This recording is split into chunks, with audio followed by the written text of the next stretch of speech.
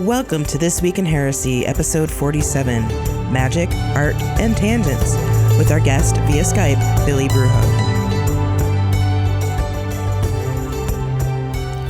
Hey Billy, welcome to This Week in Heresy.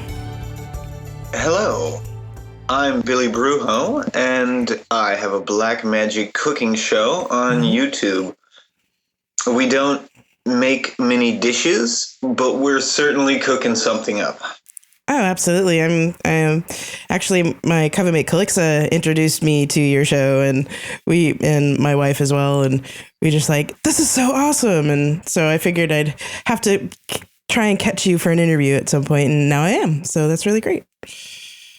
Well, I'm glad that I am continuing, my goal, which is to make a big stink, because the problem with the occult is that it is a cult.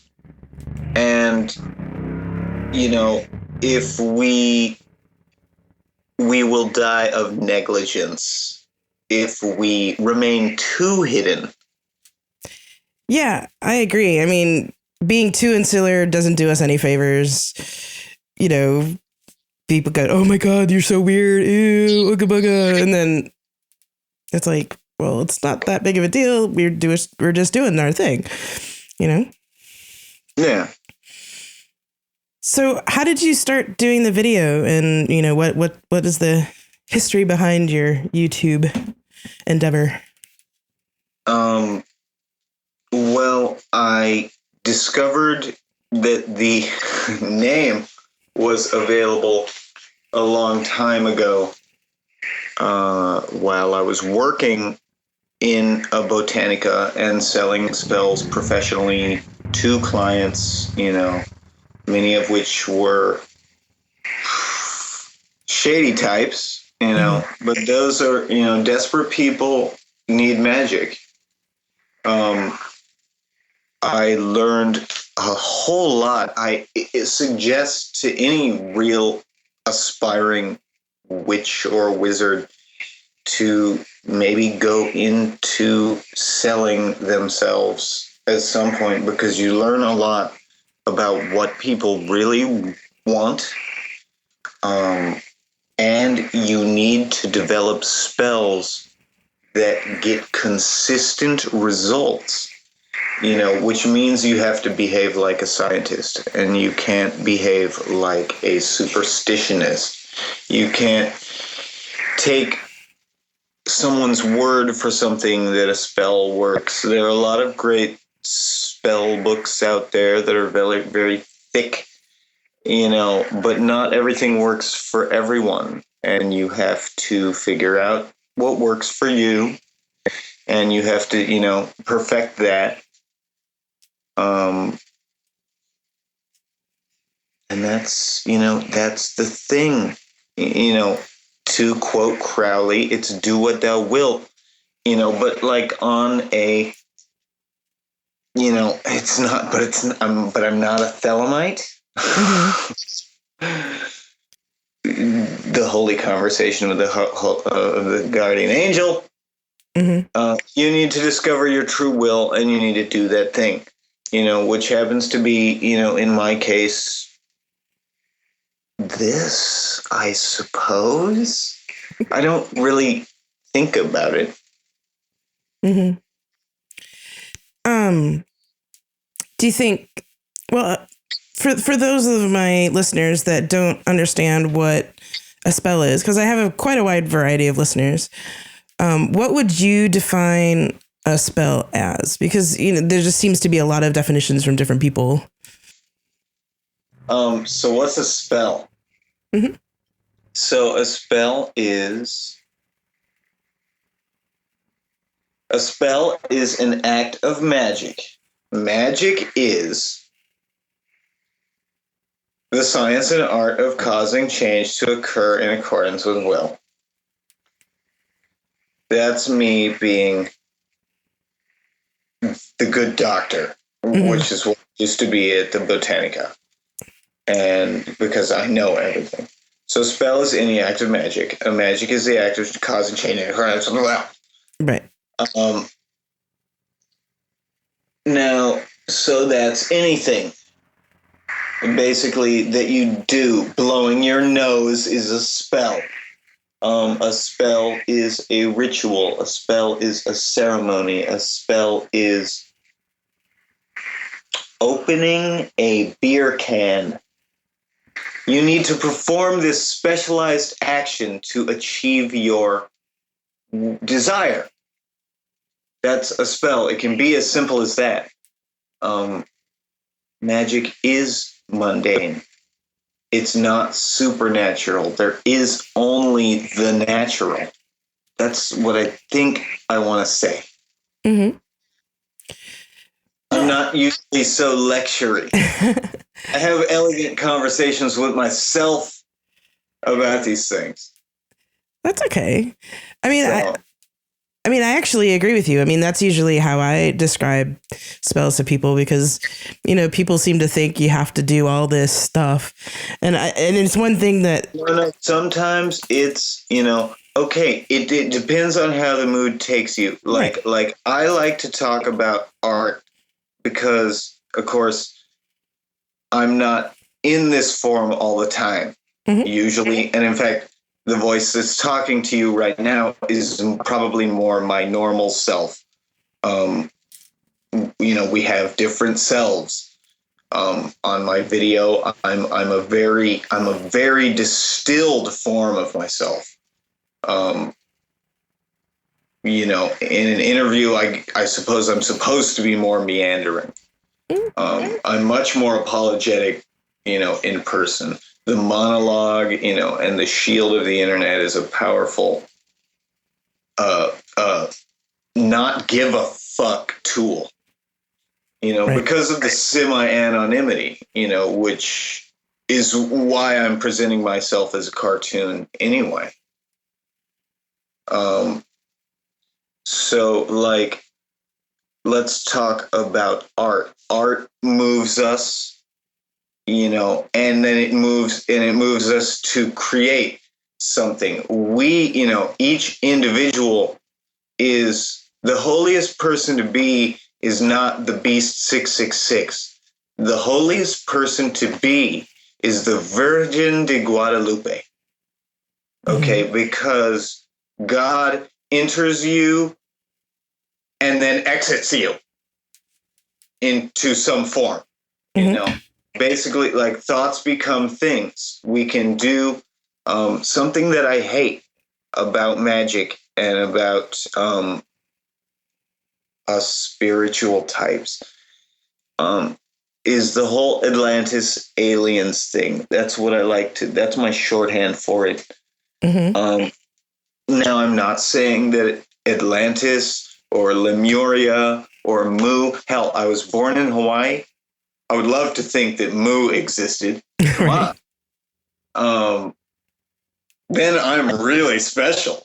I was born there, man. So, but, okay, so what if those things existed? Those people are dead and their secrets are buried under the ocean. They didn't influence us, and the aliens, okay, maybe aliens exist. They probably do. There's a lot of numbers out there in the universe. Yeah. But they didn't teach us how to build. That takes the merit away from it. It's like a father doing the child's science fair project for them. Isn't it so much better that we built Stonehenge, that we built the pyramids? It's possible. Like muy macho, like kissing our muscles and shit. We rock. We move to big rock, It's pretty amazing. It's possible, like with just a little more, than pallets and manual labor. You can move stuff that outweighs you, being relatively weak. There's a great video on YouTube where this retired old, he builds a Stonehenge in his backyard by himself using little more than 2x4s, and time and gravity. ropes, buckets of sand, Mm-hmm. shovels. He does it by himself. That's cool. So that means that to make Stonehenge, he did it in like a couple months. So that means if you wanted to build like Stonehenge, his thing will still be standing for years. Whoever buys that's not taking it down, knowing the story. But yeah, so if you had like 8 guys, 8 girls, 8 otherkin, 8 whatever you got, Right. like you could build Stonehenge in a week. But this is another thing about history that we always get wrong. Slaves did not build the pyramids. They were all skilled craftspeople. The Egyptians did have slaves. You need to have zealots, and as a pharaoh, being God, you can have them. So like, no, slaves did not build the pyramids. That's something that we always get wrong. And I don't know, that's something that always annoys me. I'm getting tangenty, which is the very thing that my show speaks out against, which is that, and I understand that, your show is probably long, and it may be good, but often we get lost on tangents. Mm-hmm. It's very hard to keep a straight mind because magic is such magic, and the occult and everything that implies, God, spirits, demons, other dimensions, time travel, chi, all of these things, right? Aliens, Cthulhu. Is he real, or is he just a thing that Lovecraft wrote?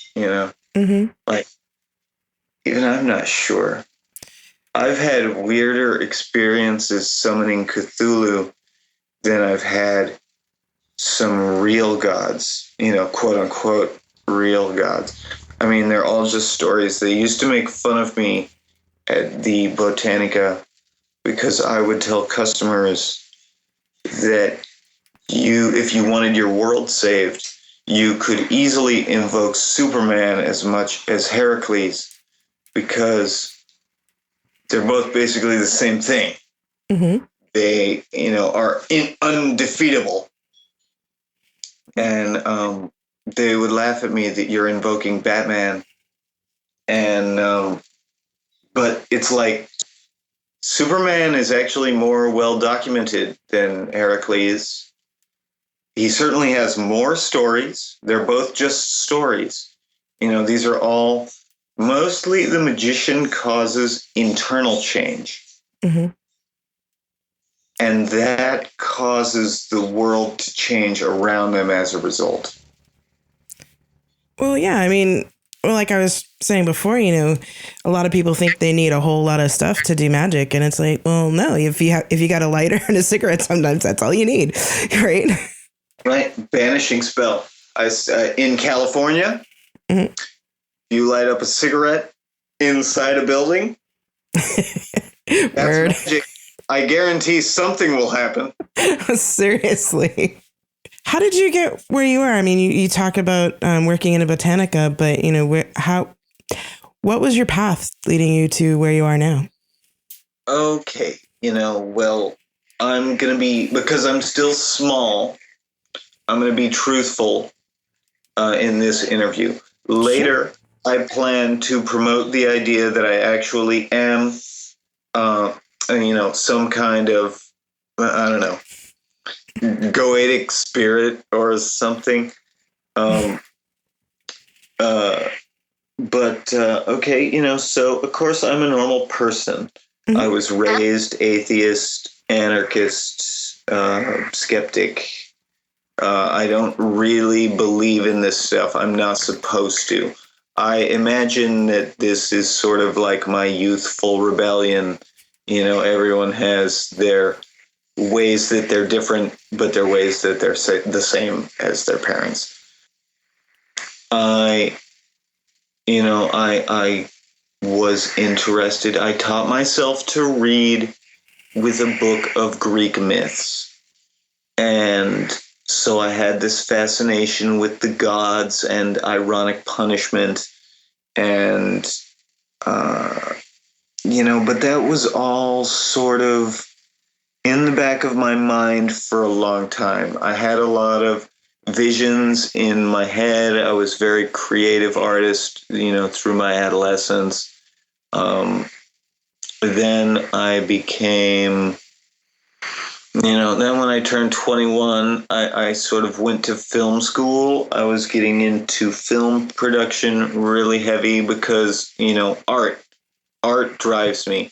Mm-hmm. And I felt that I was also raised an artist.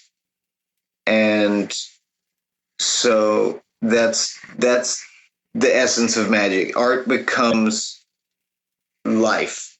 You can think of something and you can make it manifest, even if it's just as simple as you made a painting that you wanted to look at. Mm-hmm. That's a spell. The thing is that that has repercussions. You create more of the same. Whatever amuses you makes you create more art in that style. So, also then for some reason, the universe presents itself. And I suppose this could even be just it's your perception of reality that is changing, not really reality. It's just that you're now filtering the circumstances that you pay attention to in a different way. Mm-hmm. I really want to promote a skeptic's view of magic because that's the way I was raised. Even if I may believe that I'm an elf or that I come from outer space, right, or whatever, that's some trickery that I'm doing to my mind to get the job done. Because also magic does work. There's a great line in the book of the Subgenius that you can pull the wool over your own eyes. Mm-hmm. And so, pretend, in Fight Club, you're just letting yourself become Tyler Durden. Create a crazy character that you want to be. And you will become it the more that you focus on, the more that you would rather that guy be you than you. Mm-hmm.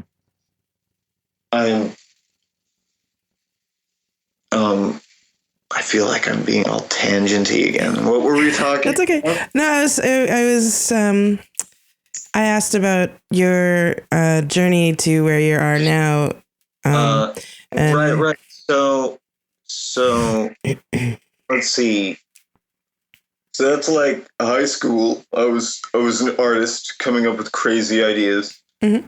And then I went to film school because I felt that film was a synthesis of art because you can do visual and audio, and time, right. It's the three dimensions. The three dimensions are like time, space, and gravity, mm-hmm. not height, width, and depth. In my cosmology or whatever you want to call it. Mm-hmm. We live in a three-dimensional world, and the three dimensions are time, space, and gravity. Mm-hmm. And with film, you get to work with all three because you have a time that you have the person's attention, and you have a space and sound to work with. You have all the benefits of the arts. And then, you also have, gravity, which is like, emotion, the ability to magnetize, to polarize. Right. So I went into film, and throughout the course of it, when I was in film school, I was really it seems like I lived my life in reverse. I used to be much cooler, in the golden age. In film school, I was such a rock star. I was living with a sexy older woman in her hotel room in Beverly Hills. We were doing expensive drugs. I was going to school coked up, and in my trench coat, and boots, way before the neck beards in their trench coats, boots. I actually look great, so like I was, there, and everyone noticed me, and I was cool amongst, of course, film, who are all those nerds. That was the thing that I learned because I got into film in high school. And what I learned was that everyone in film wants to hide behind the camera. But for some reason, they keep the film school kids away from the drama school kids, which is who we need. We need actors or we don't get a product, right. And we need to turn in a project. So what does one nerd with some balls do?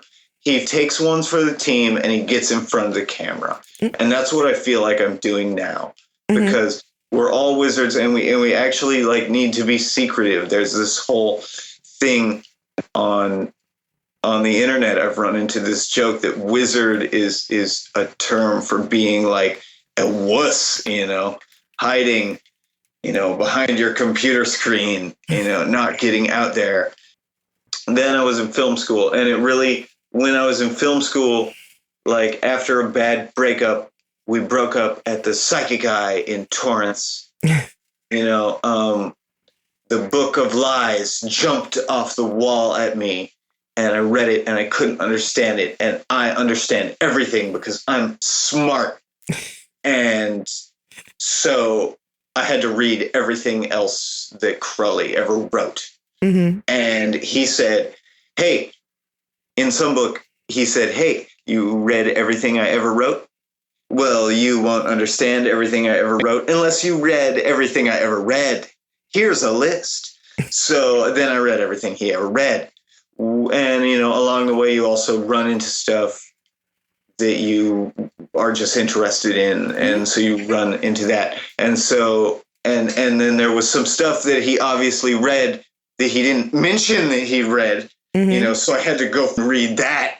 And so then you're like memorizing lines from the Egyptian Book of the Dead, and acting it out. And then I did like I finally was like, I'm sick of being poor and ill, and I want to wish for health and wealth.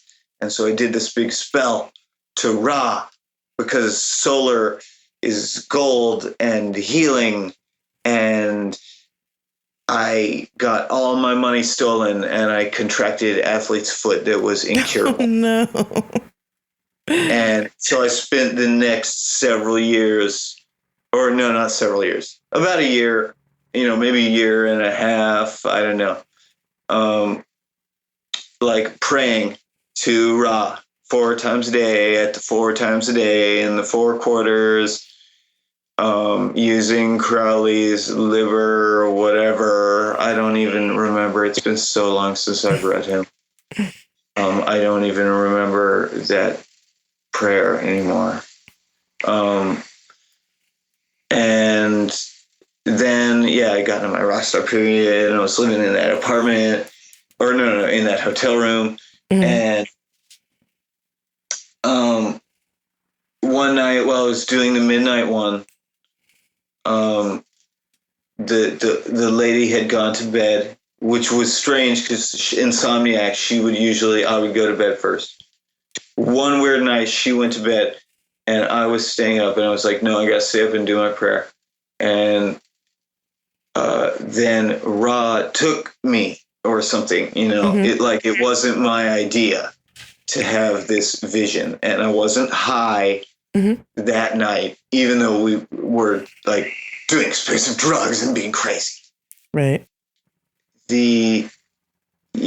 So I had this vision, and I actually talked to God, and like I knew it was real. Mm-hmm. And even since then, I'm not sure that that was a hallucination or whatever, something I wanted to see. But then I was like, this is it. This really demands even further, introspection or whatever. So then, I continued to study even harder. I was definitely Blues Brothers on a mission from God now, and so like, let's say, got out of college, ended up not getting into film. Mm-hmm. Because even though I was, guaranteed stuff by my professors, based on how I was doing something very specialized that, determined I was going to do compositing, which you always need people for. I still kind of know how to do it. And that's why I can do, people have actually commented that like, it shows that I have film training or something Mm-hmm. In making my video.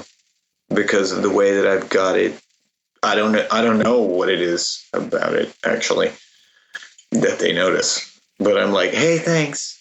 Because I don't really know what to say. I'd rather not talk about film school. I'm trying to keep it occulty. Right. I do have some other like internet personalities floating out there, try to find them. Are there Easter eggs? Like, you got to keep a product that's actually branded. And back when I used to make like YouTube comedy, at the end of film school, working part-time jobs, video rental place, comic book store, none of those things exist anymore, of course, now because of the internet.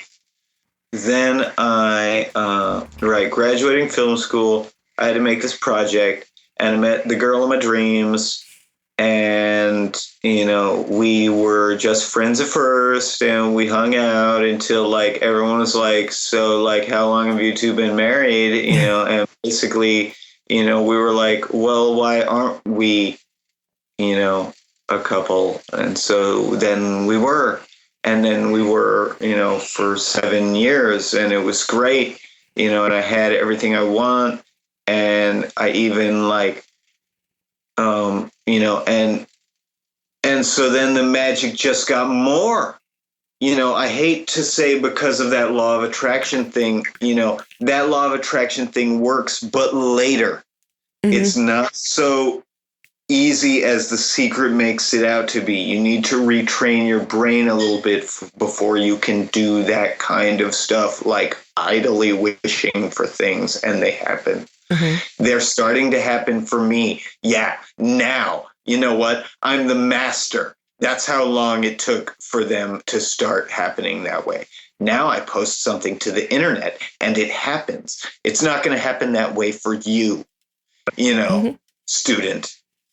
You need to do do the days and hours first. That's a good superstition. People like that one. It seems to, placebo affect a lot of people. That's what we used to be on about at the Botanica. And also to go back a little bit too, is that anything that you want to do well, and anything that you want to actually work for you, you have to practice at it. And right. It's called a practice or a craft for a reason. Right. One of the things, and which is, we should adopt this same outlook. It's something I don't even think doctors really have this same outlook anymore. But it's something that my grandfather said. My grandfather was a surgeon and an anesthesiologist. And he said this thing about in every other craft, because of course in those days, it was almost like guild stuff. You are your job. It's like in every other craft, you become a master. There is some point where you are done, but in medicine, you are always just practicing. You are practicing medicine, because even when you are the doctor, you are, implying PhD or whatever. The doctor, even when you are the master, then you are still just practicing. And so, and I believe it is the same in magic. We are always just practicing. I've even had, spells that were tried and true not work. Having them not work sometimes actually lets you know that they're real. Mm-hmm, mm-hmm. Because nothing is perfect. Right. And so, like, I call myself the master, but I use that in quotations. I say that with a funny italicized accent, because it's a joke that anyone can be the master. Right. And that's what everyone tries to act like. That's why my like clown like persona. I'm hitting you over the head with a cartoon mallet that magic is inherently silly. Mm-hmm. And so you're not going to be knocked over by that if I go into the zone of Atlantis aliens stuff, but I'm going to try to keep it as on topic as I can, and as skeptical as I can, mm-hmm. and as straightforward as I can, and try to cut through bullshit, that I've seen, and just present, stuff. I don't know. Yeah. I'm gonna try to use. I try to keep it beginner level. I've been trying to do mostly things people have heard of before. Pendulum. You got to know everything if you're going to be the master. Okay, and that's what you should aspire to be the master. But that's an impossible goal. So you will never get bored. Mm-hmm. Well, you're always learning. Yeah. You're always learning. You're always finding out new things and trying new things. Student. Yeah. Yeah. We can only teach each other. I get a lot of sayings out of my students. Not that I repost, but that I take to heart. I can't repost it because that's their teaching. Mm-hmm. They should post it. I'm in the benefit of creating a more, magical universe. I want to be a magical celebrity myself, of course. That's what I'm trying to do. I'm trying to replicate Crowley. I want to, get on the red carpet for the virtue that I am the wizard, and not for the, not because I'm in a movie, and not because I'm in a band. No, this is what I am, and it's cool, and it's worthy of me being a rock star. But the thing is that there isn't an environment for such a thing to exist. So what I need to do is I need to do the smart thing like rappers, and I need to be like Dre. Or Snoop now in his old age mostly produces people, and Eminem too. He produces other people.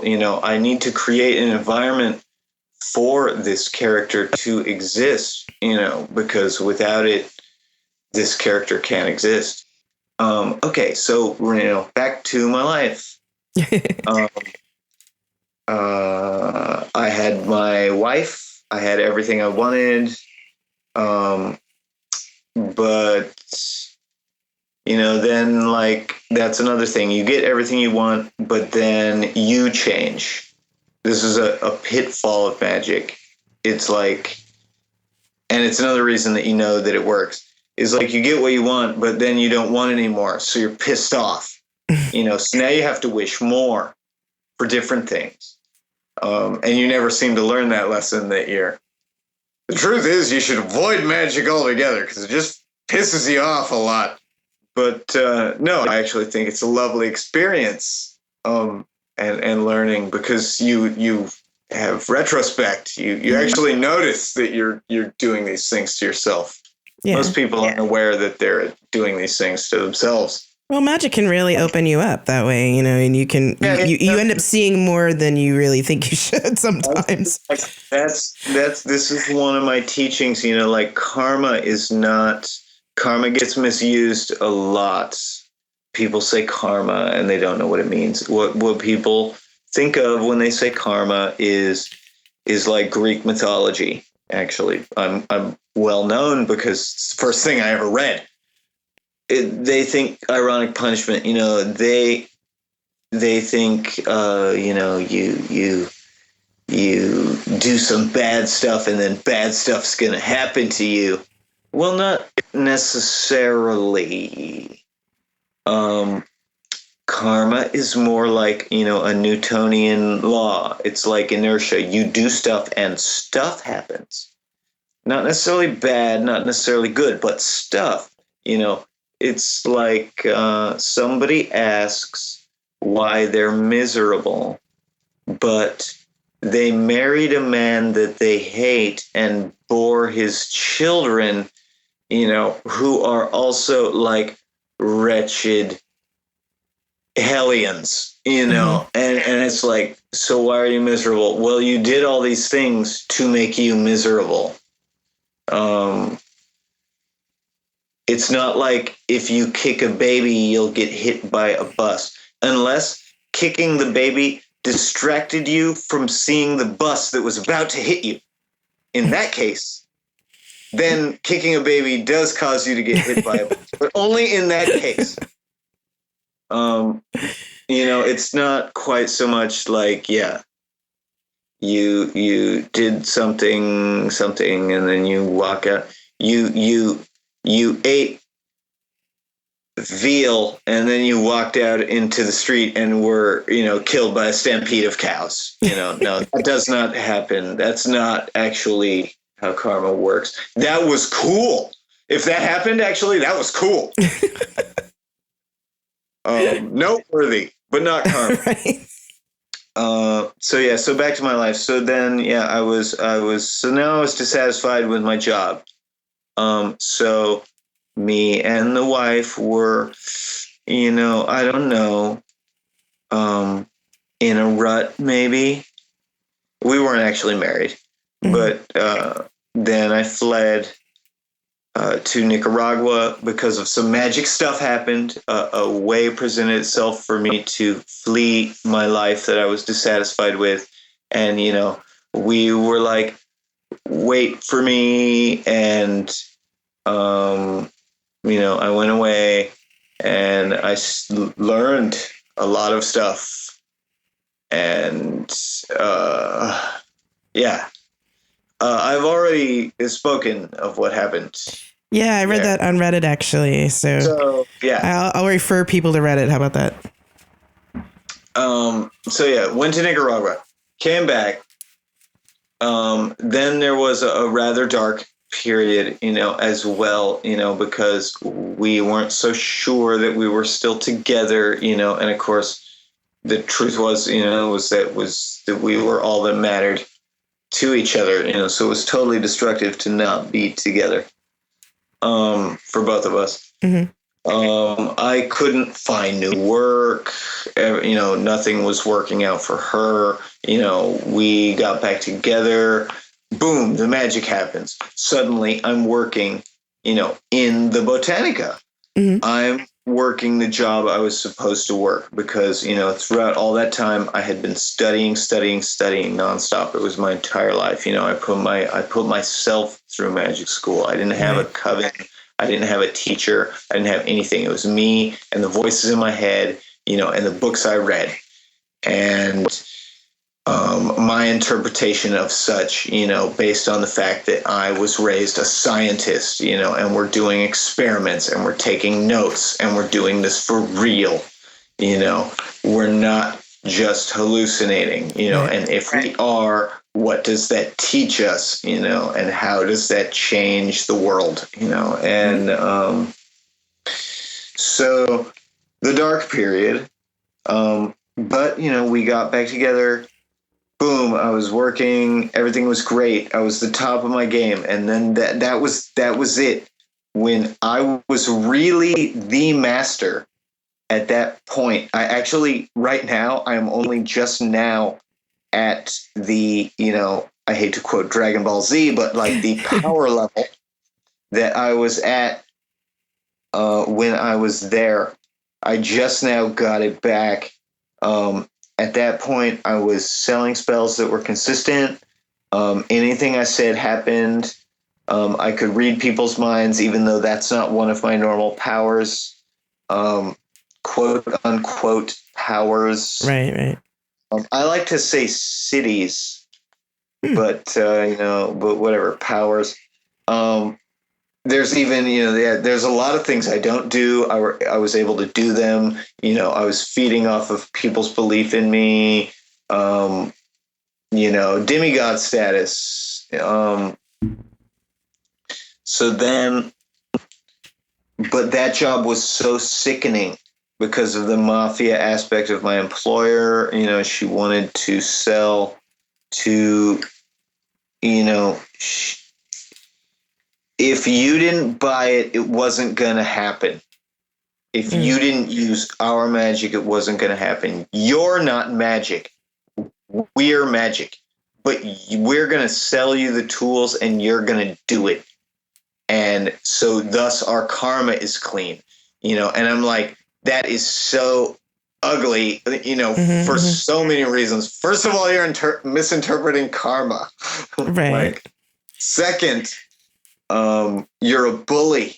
Third, you're charging, someone who's an illegal immigrant who ain't got no money, who needs a job, not even for themselves, but to send money back to their sick grandma.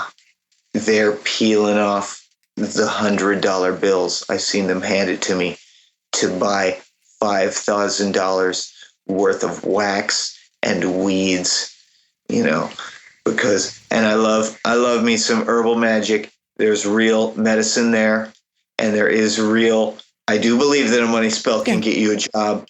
Oh yeah. And get you money out of nowhere. But dude, take that $5,000 that you're handing me and buy your kid a Happy Meal. Word. Do it, okay? Don't. You were holding that money. 5,000 is like I only just recently had 5,000 in the bank. And was like, hey, I've had more money than I've ever had before. I totally understand that.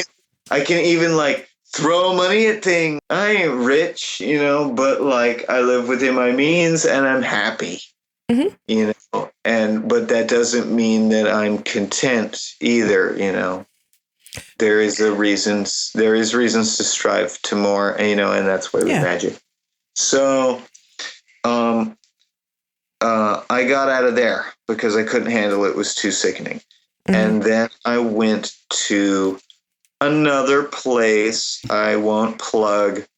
And I didn't really work. This was different. At the first place, there was the one psychic. The boss lady was the psychic, and she had a bunch of witches working for her, and that was her scam. She read you the doom and gloom, and then she sent you to us for the cleansing, and that was actually a really great scam.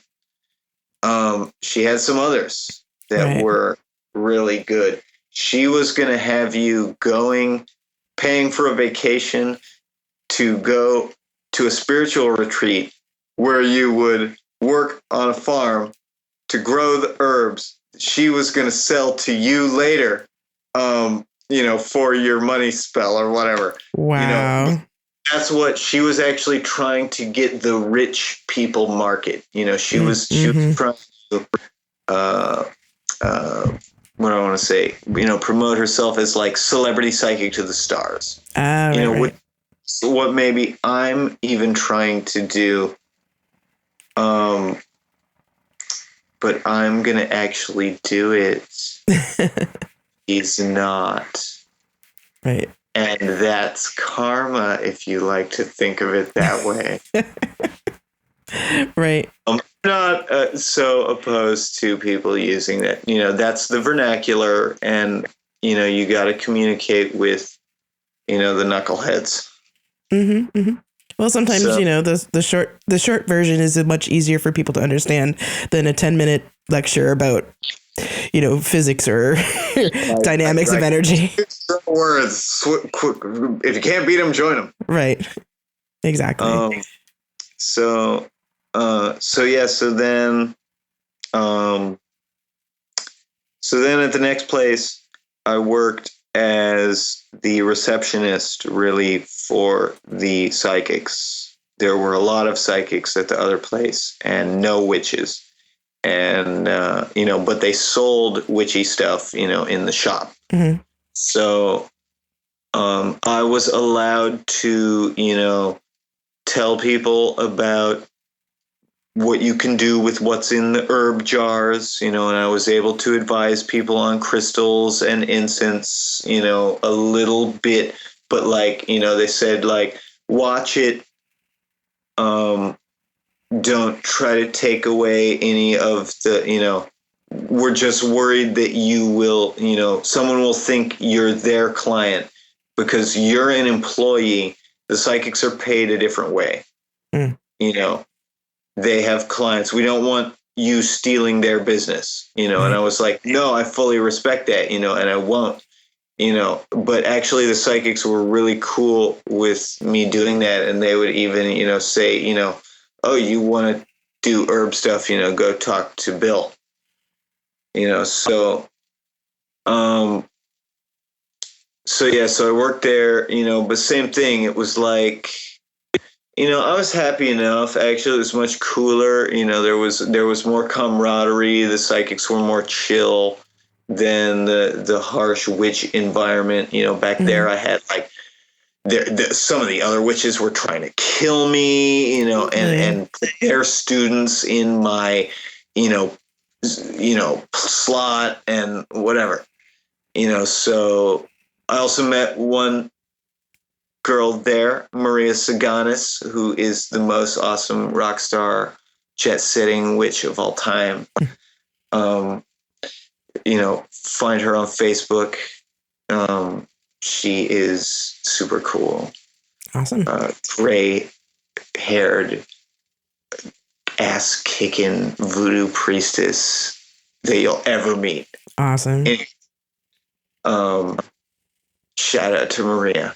So anyway, it was much more chill with the psychics, because they're all very hippie, fluffy bunny, white lighters, and I'm a black lighter, and I keep them honest, because they like to get really Atlantis aliens, because of course also their customers are also psychic vampires, and they, got to feed them some of that Atlantis aliens stuff. Whether they believe it or not, I can't tell. Some of them are really good players. Some of them will actually say no, but they need to hear that. Yeah. I mean, whatever floats their boat, right? It's medicine. Thoughts are medicine. Music is great medicine. Music can change your mood. I actually don't like to listen to music all that often because I don't want, I don't want another artist's thoughts in my head because I'm an artist and I need to be creating my own. Mm-hmm. Sometimes you get, I get very lost in joking around with old Simpsons quotes or something amongst close friends, Simpsons tarot. Right. There's always a Simpsons quote that matches the experience that you're having right now. Right. So and it's hard. You got to write your own jokes, and sometimes I think of something and, is it from me or is it from the Simpsons? Mm-hmm. I'm not sure if I wrote that or not. So turns out I actually wrote a lot of it and I'm pretty good at remembering. Sometimes I will put the reference in there though, because once again, trying to get along with, the knuckleheads and the noobs and the whatever. The internet is very prone to bullies and people hating you. Right. So you gotta give the audience what they want a lot, and I try as much as I can, although I'm kind of out of it. Yeah, but no, especially, I hate to say, I do reference Dragon Ball a lot, but it, factors into my mythology. It's because it's basically, the celestial bureaucracy of the, Chinese myths, and I do I Ching. When I do need a divination, I try to prefer to stick to conjuration, but occasionally I don't know what to do. and I need to say like, okay, yes or no. Yep. Magic 8 Ball. Tell me what to do. Right. I'm confused. And, that's the other thing is like the tarot never tells me anything that I don't already know. And I suspect it does that for everybody. Yep. It's like, as long as you're just paying attention to your surroundings, and it's the same thing. You could just flip a coin, and even if you choose against what the coin toss, came out, it's just a method for admitting to yourself what you already knew. Right. Exactly. And yeah, it can be just that simple. I actually, I do the I Ching because it's like it's the cognac of coin tosses. Mm-hmm. But I recommend everybody just get yourself a lucky coin and coin toss. Yep. Everything that you don't know, because even if you choose against it, at least then you chose something. Mm-hmm. Mm-hmm. You ceased your impasse. Right. You were at a fork in the road, and at least now you have a course of action. You sped things up a bit. We got to increase entropy. That's what we got to do. That's our purpose here. We're burning. We're destroying. I believe that we should. Let's destroy the planet. Let's like make way for something new. Maybe humans have been around too long. Even though we haven't really been around very long. Yeah. Geologically speaking. That's it. We're done long enough, right? No. It was pretty cool. We still built some shit that won't quite fall down yet. Certainly maybe someone else will see it before the planet explodes. There you go. So way back. So in the life.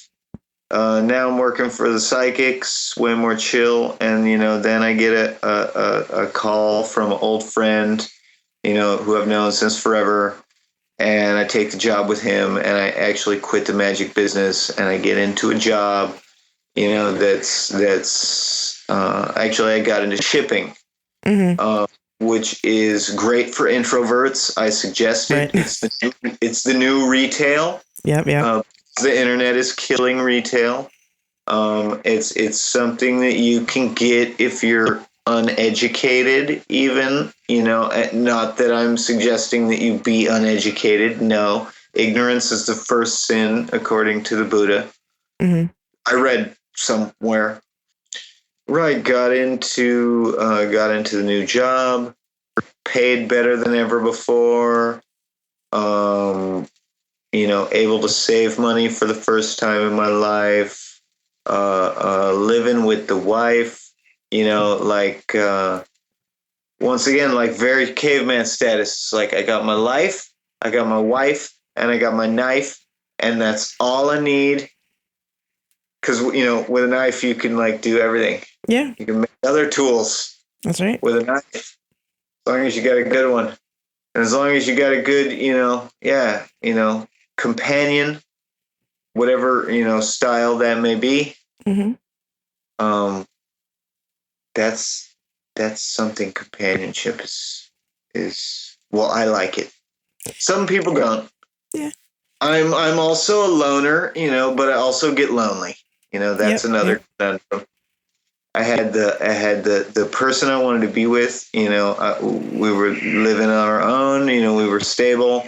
There was even a moment there, while I was supporting us because, student loans, I didn't have them, but they aren't so cool. I know that. So I had to get the bills paid because student loans are a thing. Mm-hmm. I was, I felt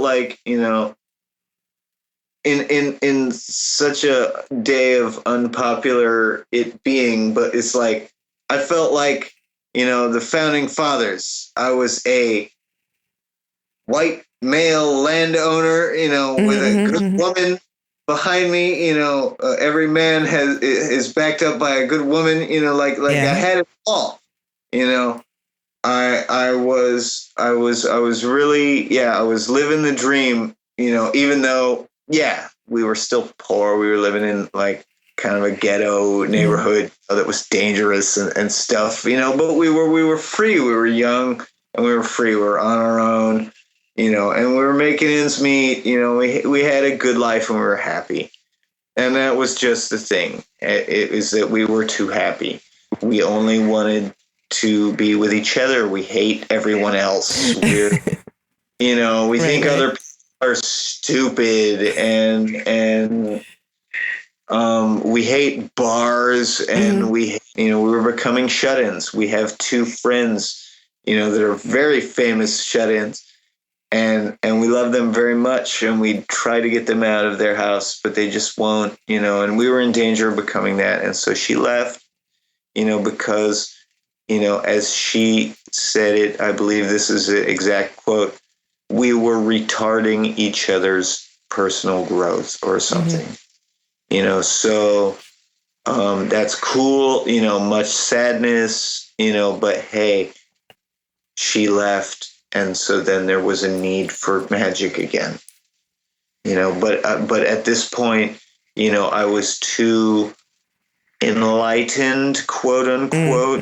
It's like wishing for myself seems stupid. Right. Wishing for what I want seems stupid and vain and greedy and awful. And whenever I wish for something that I want, if I get it, then I change. Or if I get it, it's not really exactly what I asked for. It's like that cliche, you sell your soul to get money, and then, so then you wake up and you're a Colombian drug lord and people are trying to kill you. Right. Yeah, my famous story is I wished for money in a house, and the next morning I woke up and walking, to the liquor store to buy cigarettes, I found Monopoly money and houses in the gutter, and I swear to, whatever this happened, it's the truth, and I was like, wow, doing something right, doing something wrong, so we go back to the drawing board and let's try again.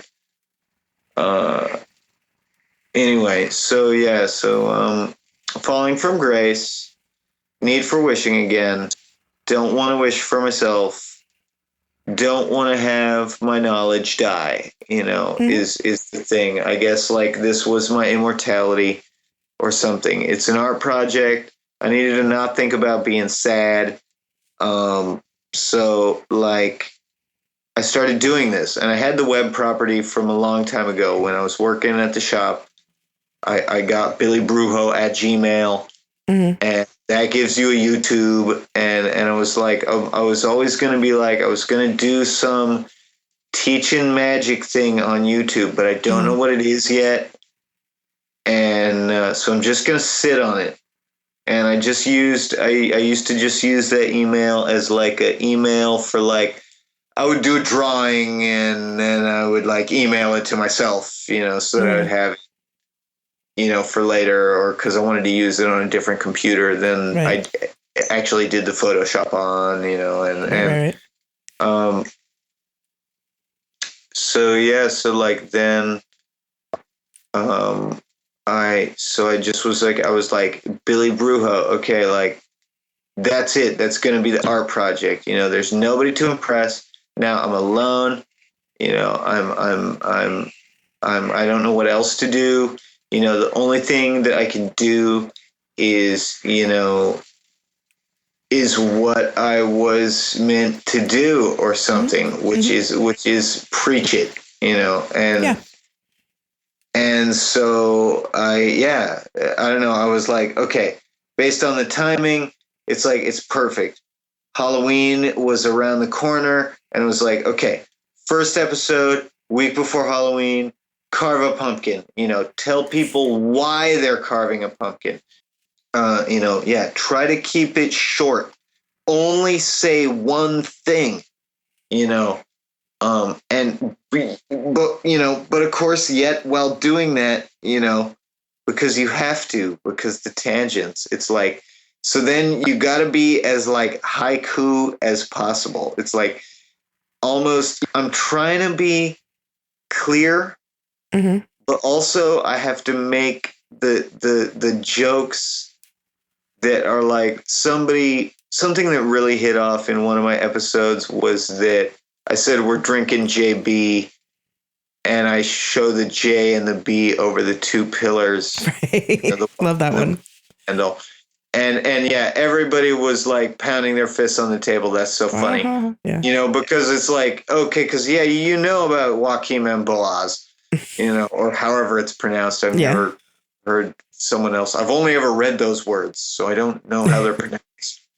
I can imagine how they're pronounced a lot of different ways. So yeah, just like making the show was a means to an end. I needed to not think about myself, and I could not do this by myself, you know. So I needed to create Tyler Durden, who would teach me how to be a cool guy like me, because I was already a cool guy. I just didn't think I was a cool guy, right? Because that was why that girl loved me in the first place, was because I was such a cool guy. And basically, yeah, there's nothing really different about me and my character, except that my character is just like a super distilled version of me. You know, all the bullshit is cut away. And yeah, I'm a little bit angry, you know, but like, so my anger comes out, you know, my snippiness or something comes out in my character, you know, but that's all. Like, everybody needs to be told, and they what I'm learning is that they want to be told, you know. It's sad to me, but hey, you know, do what thou wilt shall be the whole of the law, and it says in the book of the law that the slaves shall serve, you know, but it may be the devil or it may be the Lord, but you got to serve somebody. I make a lot of blues references and rock and roll references, also music references, if you didn't notice. Yeah. My latest episode being "You Can Whip It" or whatever. Right. Well, I have to prove your taste. I love blues, so blues, rock and roll. Instruments, things are getting too, you know, old techno was cool because, like, actually they were still kind of playing a real instrument because you had to figure out a way to make that noise. But like nowadays it's just like there's too much, and it seems like, you know, there's also a lot of people who are like, I don't know, maybe it's over my head, but it sounds like static and some banging that's not rhythmic, and people call it music, and it seems to be very cutting edge. A lot of wizards are into making it, you know, it's like ambient or something. But like, I don't know, I'm just like, it sounds like a bunch of noise. You kids get off my lawn. You and my wife would get along in that score. Yeah, and like, can you give me something I can dance to?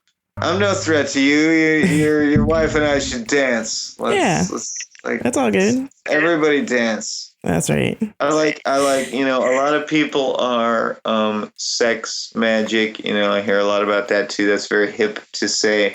You know, and I like to say that I'm a chemogonostic, however you want to pronounce it. You know, I don't know. Once again, another word that I've only ever read and never heard anyone pronounce. Chemonostic is probably the way it's supposed to be pronounced.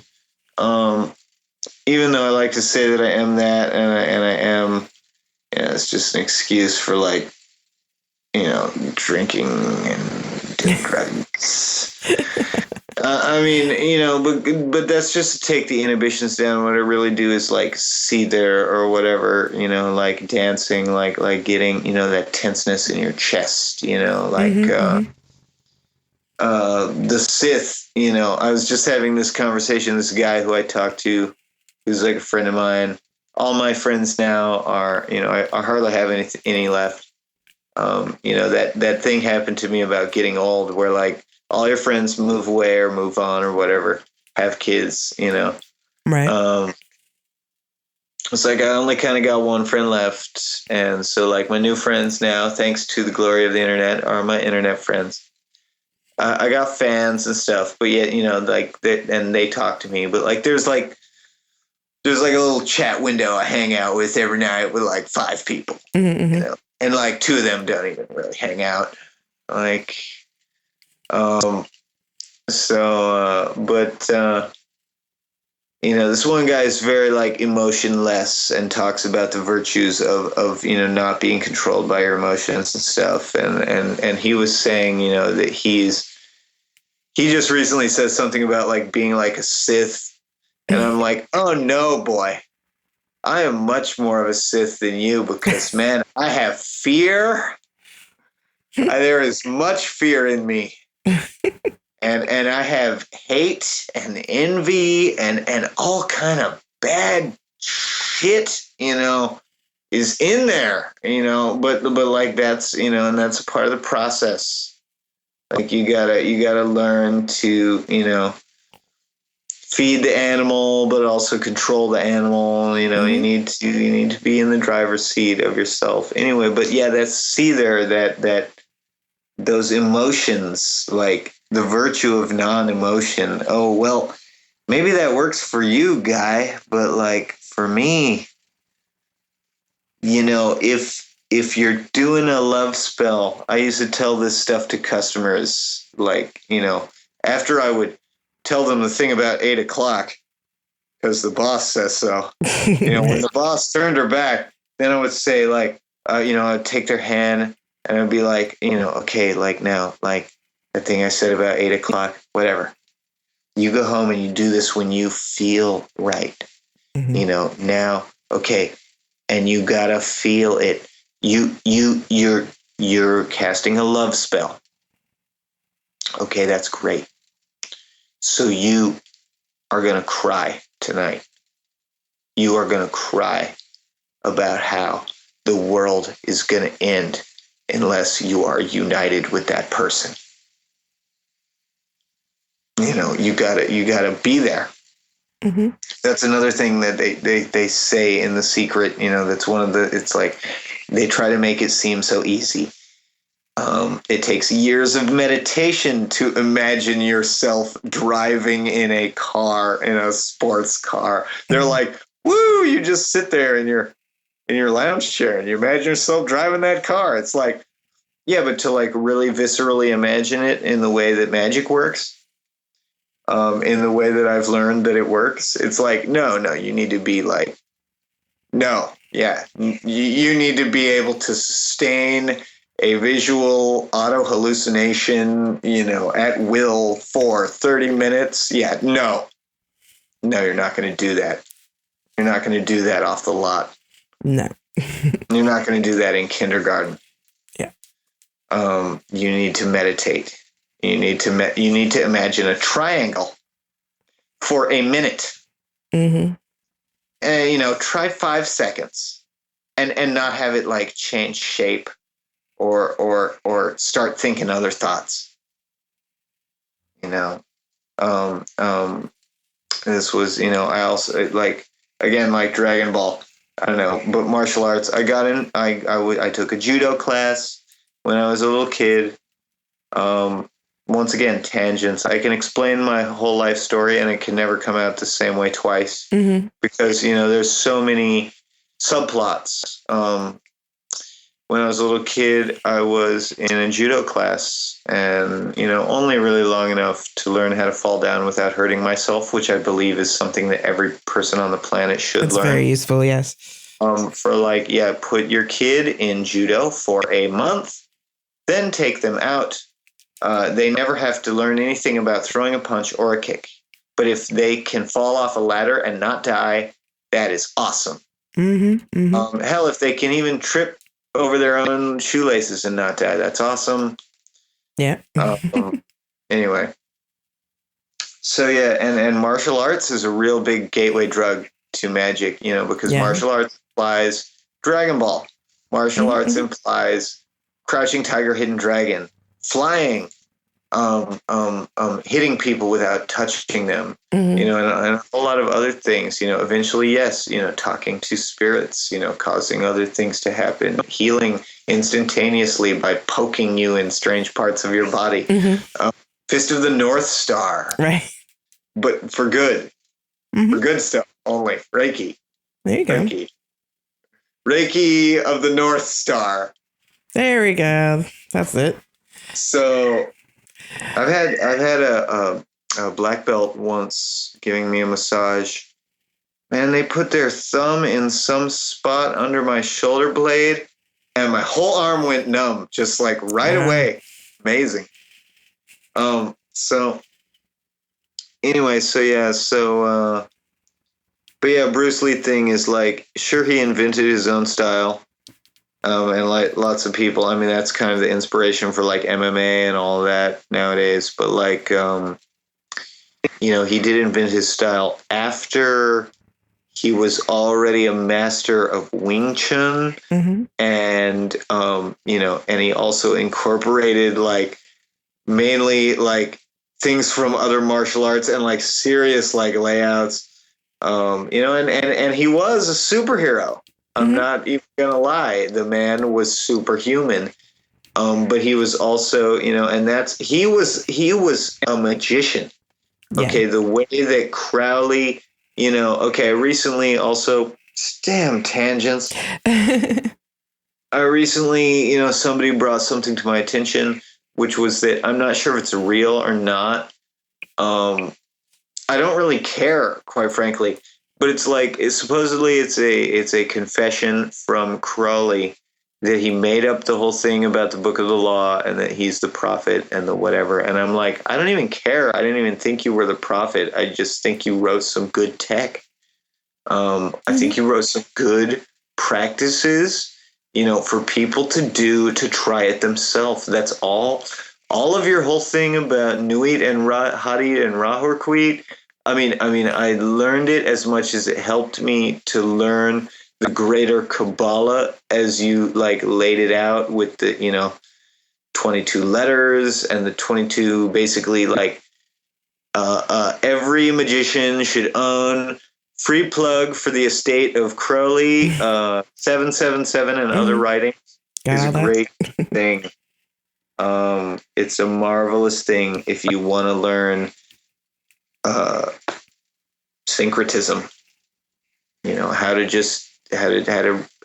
compartmentalize your thinking, I guess. Mm-hmm. I see those 22 symbols everywhere. And I see a couple more, but like, yeah, I see those like 32 symbols everywhere.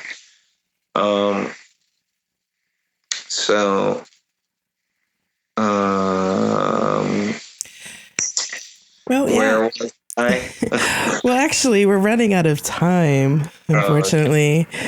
Well, that's just fine. I'm sure I rambled on long enough and made a complete drunken fool of myself. Because that's what I realized. I lost my edge. I was trying to get a little loosened up for you, and I think I said some of what I want to say.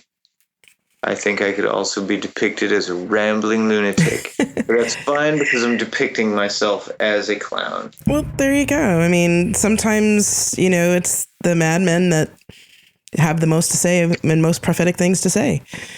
That's a sacred state, at least as far as I'm concerned.